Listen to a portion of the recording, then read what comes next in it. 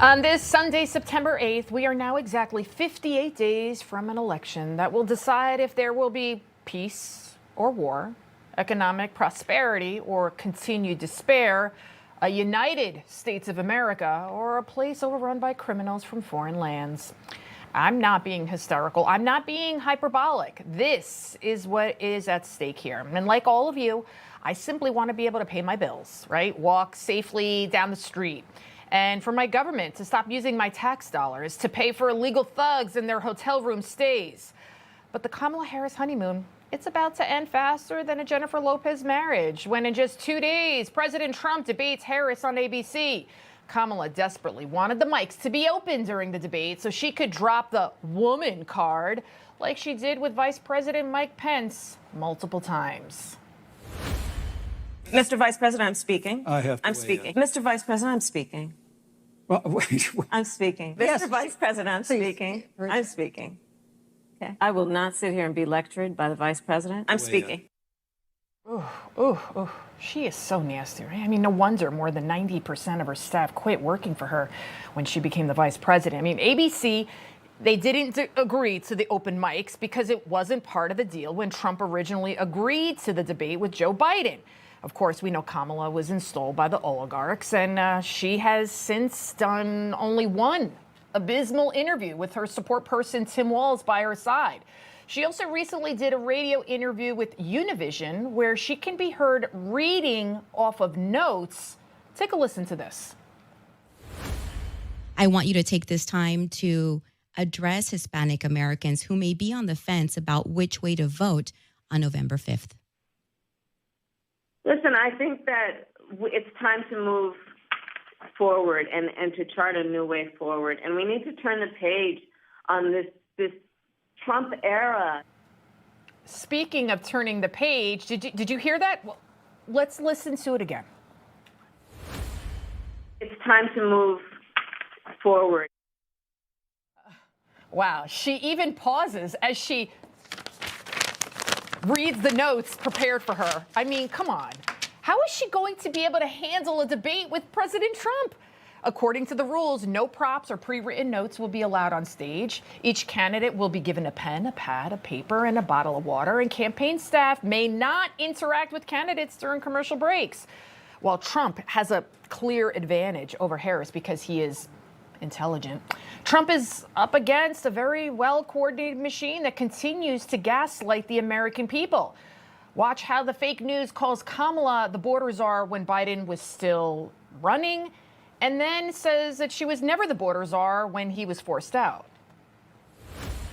Vice President Harris was not a border czar. Meantime, Vice President and border czar Kamala Harris facing some backlash. What he said about Harris and immigration was not true. She was never appointed border czar. And this will be her first visit to the U.S.-Mexico border region since she was appointed as the border czar by President Biden.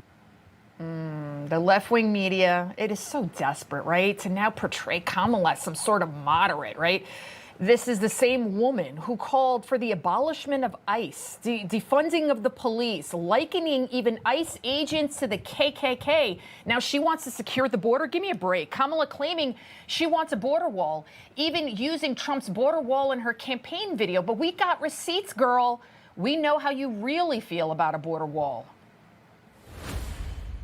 To suggest that we have to build a wall across our southern border because there are terrorists who are trying to invade the country, it couldn't be farther from the truth. You know what? This isn't even a flip-flop. Kamala, she's not changing her mind. This is a Kamala. She'll say and do anything to get elected. She'll even lie about working at McDonald's. She is so disingenuous. She even changes her voice depending on whom she's speaking to. You better thank a union member for the 5-day work week. You better thank a union member for sick leave. You better thank a union member for paid leave. You better thank a union member for vacation time.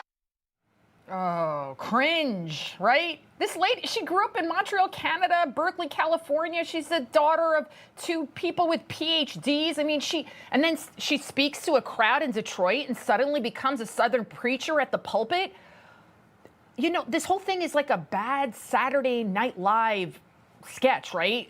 An episode when the guest host, you know, you can tell the person, the host is not, they haven't practiced enough, right? And then they're constantly kind of looking off to the side. They're looking at the cue cards, and then they start giggling their way through at the worst possible time. This is Kamala Harris.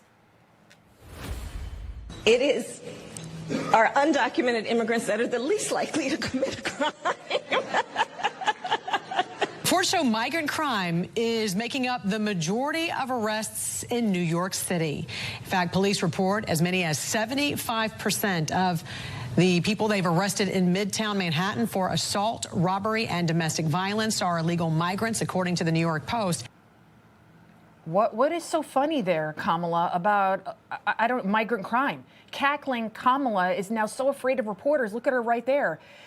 She's pretending to be on her phone to avoid off-the-cuff questions, but the media, it continues to be her hype man, touting the hundreds of millions of dollars she's raising, but no amount of money can make her into the candidate Democrats wish she was. Tick-tock, Kamala. We are just now 48 hours from Trump also exposing you as being unfit to be president.